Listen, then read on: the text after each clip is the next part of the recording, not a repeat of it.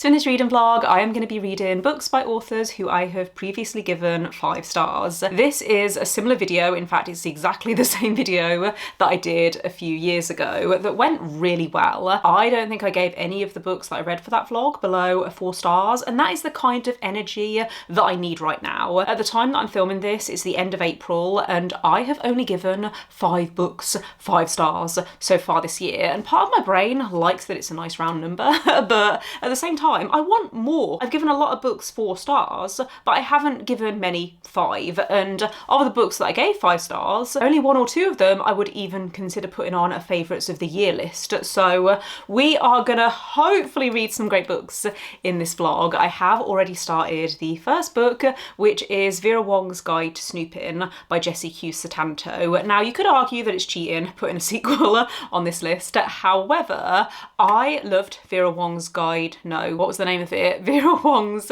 Unsolicited Advice for Murderers. I read that last year and it was one of my favourite books of the year, so of course I wanted to pick up the second book. It's one of my most anticipated releases of the year because it's a cosy mystery series. The first mystery wrapped up in the first book, and in this second book we're following Vera as she is investigating a different mystery, except I wouldn't say that these books really focus on the mystery. Like, it's obviously there, but what I love about this series is the found family aspect, and Vera Wong as a character is just so funny. She's the kind of person that collects people, and in the first book you see her as she brings together all of these different people and they form this found family that is so wholesome and adorable it made me cry. So I was hoping for similar vibes with the second book, and so far I am enjoying it. Vera is still a great character, however I think some of the humour in this feels a little forced, and I don't know whether that was the case in the first book and I just wasn't picking up on it,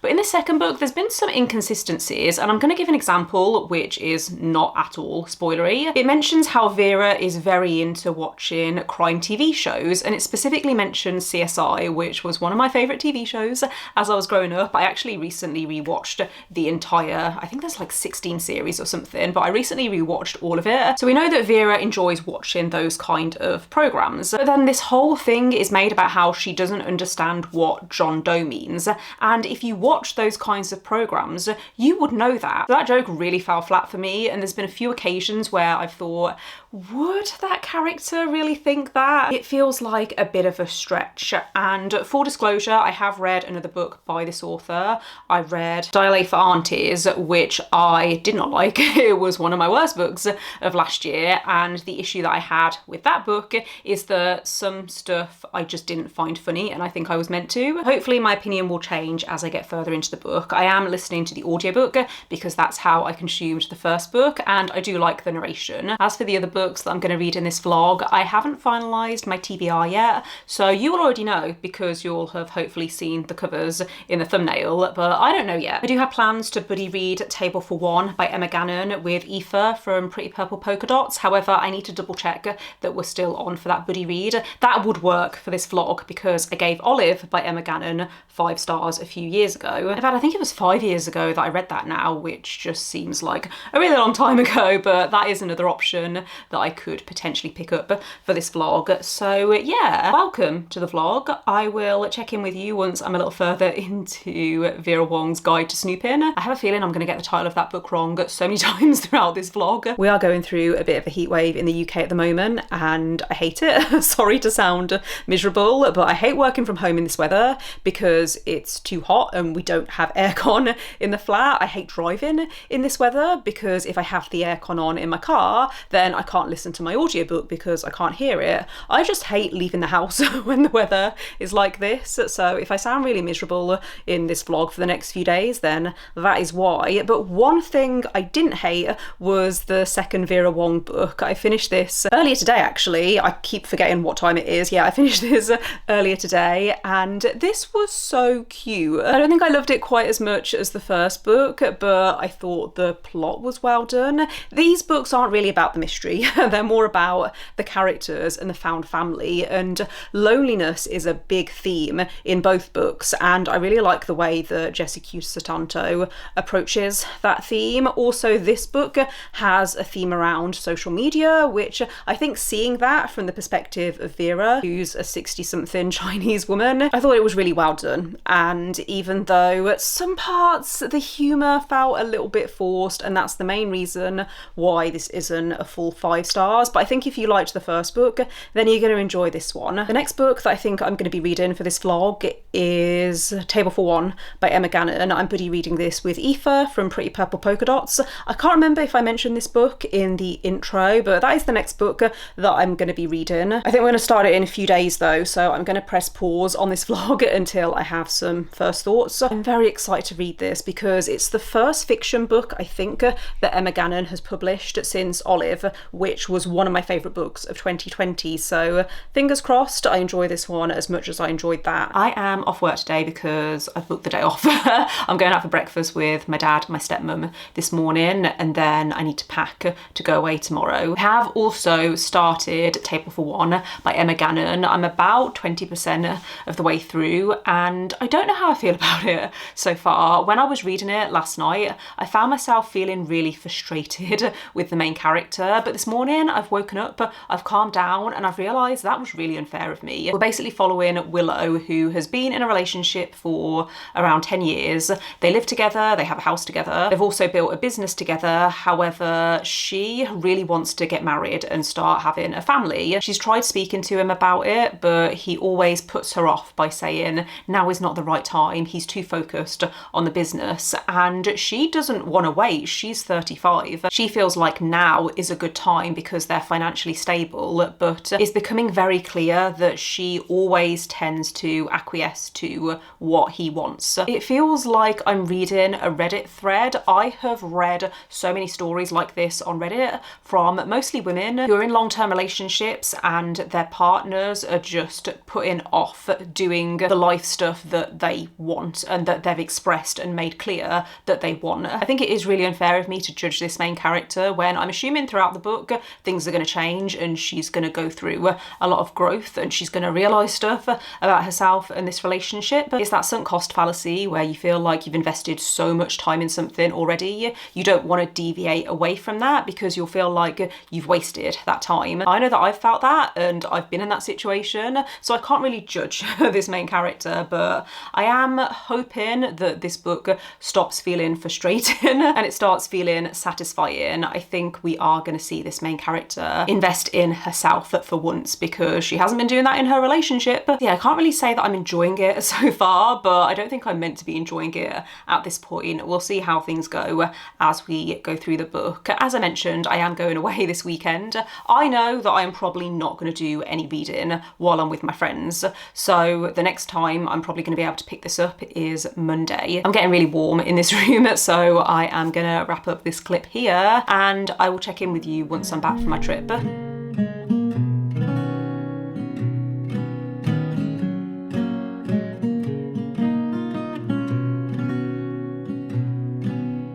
Baby, when I look in your eyes, I can see you as a child. The river gives us every good thing, and then it takes it all away. Don't take me away from you. Don't take me away from you.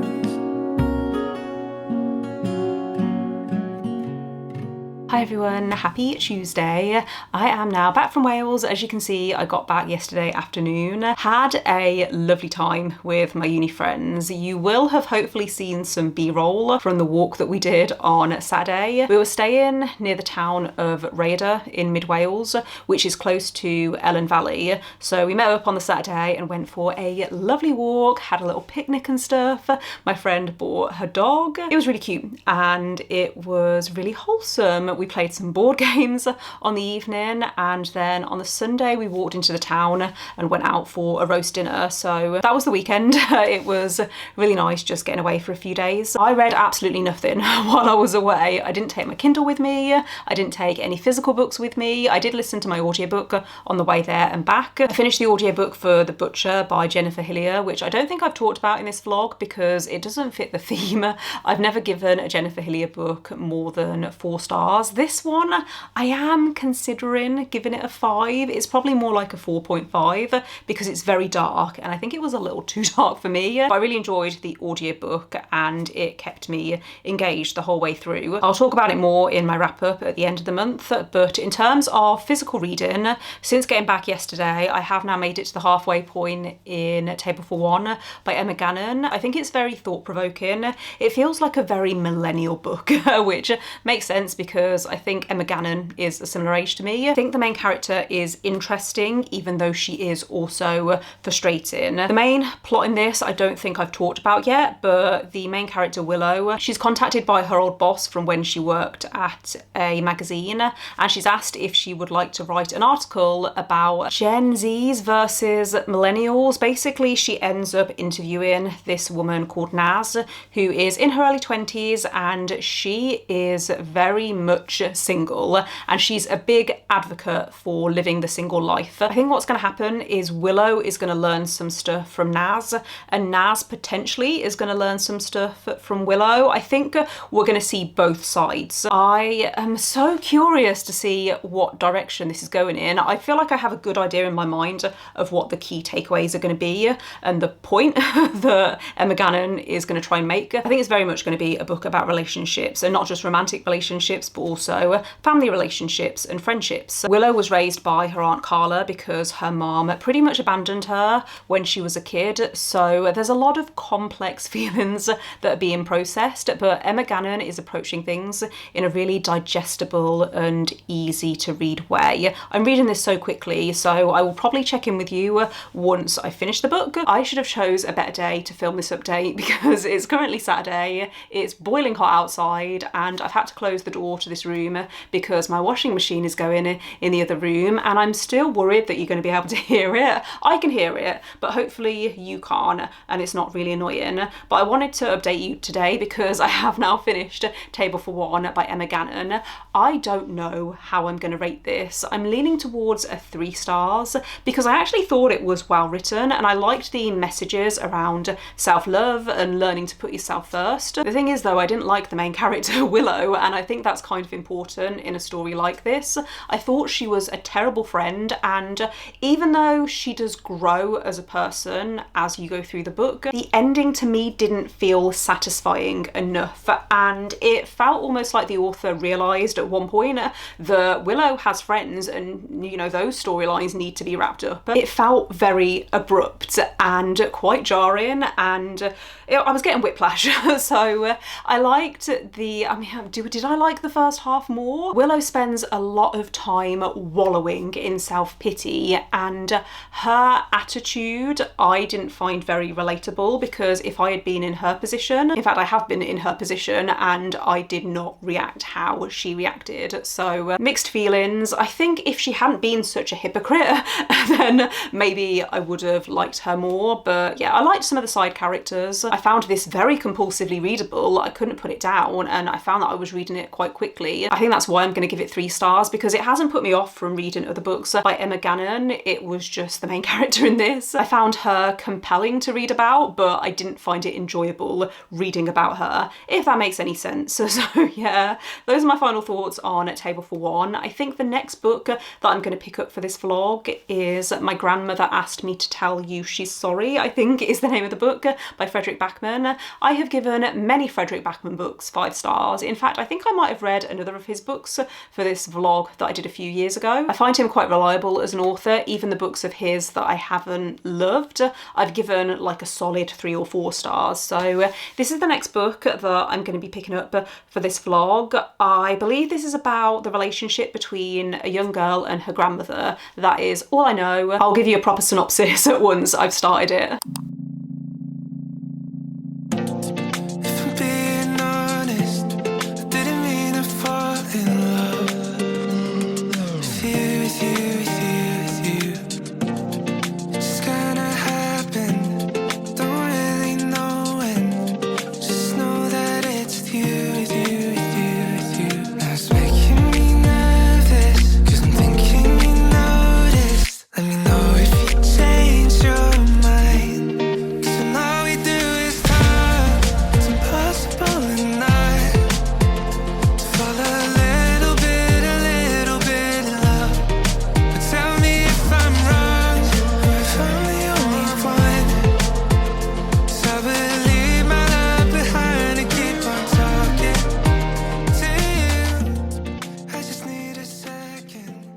So it's been about a week since I last checked in with you, but I have now started My Grandmother Sends Her Regards and Apologies by Frederick Backman, which I think in some places is called My Grandmother Asked Me to Tell You She's Sorry. I think one is the UK title and one is the US title, but on my Kindle it says My Grandmother Asked Me to Tell You She's Sorry. No, it doesn't. I've got that the wrong way round. There's a lot of words in that title, but I have now started this book. I've only read the first few chapters and I'm liking it so far. It's been so long since I've read a Frederick Backman book that I'd forgotten how much I like his writing. In this, we are following a main character called Elsa, who is 7 years old, turning 8. So if you don't like books that are following a young character, then you're probably not gonna like this one. I do quite enjoy books like this because I think as an adult reading about a child, you see things that they don't, or you understand stuff in a different way to how they understand it. Elsa is very close to her grandmother, who is quite eccentric, and compared to Elsa's mom, who is her grandmother's daughter, her mom is someone that is a lot more strict and who is very like someone who sticks to the rules, whereas Elsa's grandmother, I mean, in the very beginning, she's been arrested. So there's some very interesting characters in this. However, you learn very, very early on, and I think it's also mentioned in the synopsis that Elsa's grandmother has cancer. I haven't got to this part yet, but I also know from the synopsis that her grandmother gives her a bunch of letters that she wants her to deliver to people, and I think this is going to be very slice of life. I think it's going to have a lot to say, and it's going to be about family relationships. I will give you some proper thoughts once I'm a little further into it, but in terms of what I've been doing this past week and why I haven't been updating this vlog, I just finished Kingdom of Ash by Sarah J Maas, which is the last book in the Throne of Glass series. I thought I was going to read it a lot quicker than I did. It took me over 2 weeks to read that book, and fair enough, it's 1,000 pages, but it took me a lot longer than I was expecting. But I have now finished that reading vlog and I'm ready to focus on this one again. I went out for dinner with my dad and my stepmom last night, and my stepmom got me a little present which is so cute. So if you've been around on my channel for a while, you know that I do enjoy knitting. It's one of my other hobbies outside of reading, and my stepmom got me this, which is so cute. These are like little animal friends, so you make the dolls but then you also make the clothes. There's a little like pig and a duck on the back as well. I think I was gonna say I might start with the fox, this one in the middle, but I need to pop to the wool shop because I don't think I have this kind of orange. I was just trying to work out whether I've got time to pop into town today, but it's almost 3 o'clock, so I don't think I do, and the wool shop isn't open tomorrow, but hopefully I will have time to go in the week. And then next time I check in with you, hopefully I will have some knitting updates as well as some reading updates. I'm reading the Frederick Backman book on my Kindle, so I can't read and knit at the same time, but yeah, hopefully I will have time to start one of these patterns this week. I did not end up reading as much as I was expecting to this weekend, but it's fine. I still got to the not the halfway point. I read the first, no, that's not right either. I got to the 100-page mark in My Grandmother Sends Her Regards and Apologies by Frederick Backman. I also played a lot of board games. Me and my partner have borrowed June Imperium from a friend of his. We spent a couple of hours last weekend learning how to play, and then this weekend we finally played a full game, and I'm still not convinced that we did everything right. It's a really complicated game if you've not played it before, but I really enjoy deck builder games like that, games where it's all about strategy. I don't know if that makes any sense. But yeah, we also played Everdell, which is another of my favourite games, except I never seem to win anymore because my partner is just too good. So we played like 2 games of that and I lost both times. We also played a game of Ticket to Ride, which is the one game that I managed to win. So yeah, it was a really wholesome weekend, and I don't think I have much planned this week, but next weekend we're gonna go into Birmingham, I think on the Saturday, because it's a bank holiday on the Monday. In terms of reading updates, as I said, I have made some good progress with My Grandmother Sends Her Regards and Apologies, and I'm really liking this. However, there's one aspect that I'm not enjoying, which I'll come on to in a bit. The plot of this is basically what I said. We're following this young girl, Elsa, who I don't think it's mentioned explicitly in the text, but it's quite clear that she's neurodivergent and she's being bullied at school, and she feels like her grandmother is the only person who really understands her. Her relationship with her grandmother is so sweet. They have this make-believe fairy tale-like world which her grandmother has told her stories about for most of her life, and that is the one aspect which I'm struggling with a little bit, because sometimes it's really hard for me to visualize whenever those parts were being mentioned. I can't seem to grasp it or understand it. I think if it was just this sweet thing that they have between them, then that would be okay, but it feels like it's infiltrated into the main story. I feel like I'm not doing a very good job of explaining it, but the fairy tale element I'm just not enjoying. It feels a bit too whimsical. Frederick Backman's writing though, I absolutely adore. I think that he does such a great job of making you feel like you can relate to these characters. Even though the main character is a 7-year-old girl, her relationship with her grandmother, I have cried several times already reading this book. It's so quotable. It's really simple stuff as well. Maybe when I get to the end of the book, I'll pull out some of my favourite quotes. The sun keeps going in and out, so apologies if the lighting keeps changing. But yeah, so far it's not given me 5-star feelings, but it's given me strong 4-star feelings, which is great. So I managed to read a lot more last night than I was expecting. I'm currently around 60-something% of the way through My Grandmother Sends Her Regards and Apologies by Frederick Backman, and I think the last time I spoke to you, I was enjoying this book. However, now I'm going to tell you I'm really enjoying it. It wasn't giving me 5-star feelings in the beginning, but there have been some moments in this that I have loved, and I've just realised I've left my Kindle in the other room and I wanted to share some quotes with you, so I'll be right back. It's the really simple stuff, like there was a part where Elsa's grandmother says something like, it's a grandmother's prerogative never to have to show her worst sides to her grandchild, never to have to talk about what she was like before she became a grandmother, and it's written in such a simple way, but it's still really thought-provoking, and there's also been some really funny moments, like how Elsa's mum had banned her grandmother from planning surprise parties after that time Granny let off fireworks inside a hamburger restaurant. That day Elsa learned some of her very best swear words, and there's just so many one-liners like that that make me smile, even though this is quite sad. It is really a story about grief and this young child processing grief for the first time. When you're a child, I think children are much more aware of stuff that's going on around them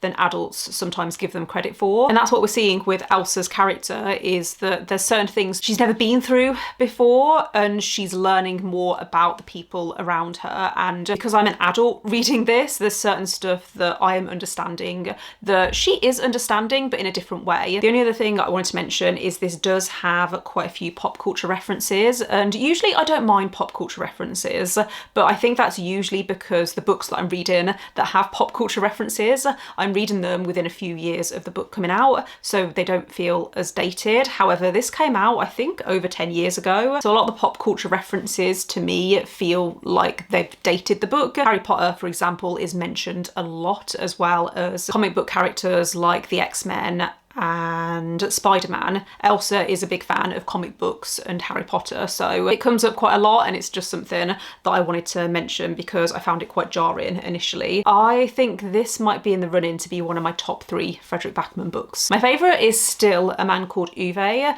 I also really enjoyed Beartown. I gave that 5 stars. It feels weird to say that I enjoyed it because, again, it's quite a serious book. Anxious People so far has been my least favourite because the humour in that didn't quite work for me, but I feel like Frederick Backman in this book is getting the balance right between the emotional moments, the more poignant moments, and the humour. It has been a long time since a book has made me cry as much as My Grandmother Sends Her Regards and Apologies, but I finished this last night and oh my goodness, I was sobbing. I wasn't prepared. I mean, I'd been crying kind of at little parts throughout the book, but I got to the end and I did that thing where I finished the book and I stared into the void for like 10 minutes and then I started crying again. And that is really difficult actually for a book to do. I will sometimes cry in the moment at a book, but for a book to then make me carry on feeling emotional, that is something special. So I am going to give this 5 stars. It's not a perfect 5 stars because, as I might have said, the stuff to do with the imaginary world,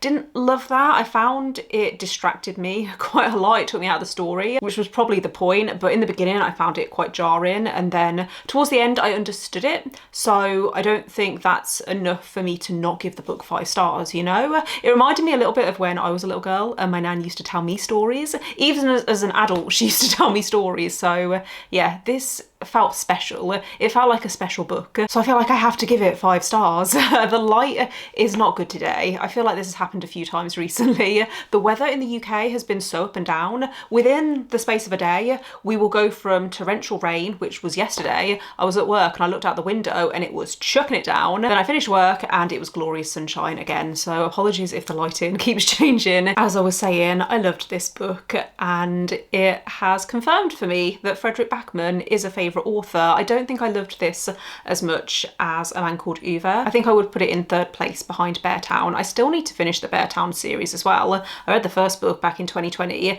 and there's 2 more books now. Eventually I will get around to finishing that series, but yeah, I am going to wrap up this vlog here. I know I said I was going to give you a knitting update. I did pop into town and I picked up some new wool. I haven't started knitting anything yet, and also I'm a little bit concerned that I've got the wrong wool because I just got double knit, which is the type of wool that I usually get. However, I think I need a thinner wool, so I need to look into that. But yeah, thank you for watching. If you made it this far, I feel like this vlog hasn't been as successful as I was hoping for it to be, considering the whole point of this vlog was to read books by authors I've given 5 stars in the past. But we did get 1 5-star, which is great. And then what else did I read for this vlog? I've been filming this vlog for a month, so I've forgotten what I was reading in the beginning. That's it. I started the vlog with Vera Wong's Guide to Snooping, which I gave 4 stars, and then I picked up Table for One by Emma Gannon, which I gave 3 stars. So a 3, a 4 and a 5 I don't think is too bad for a vlog. Thanks again for watching. Let me know in the comments if you've read any of these books and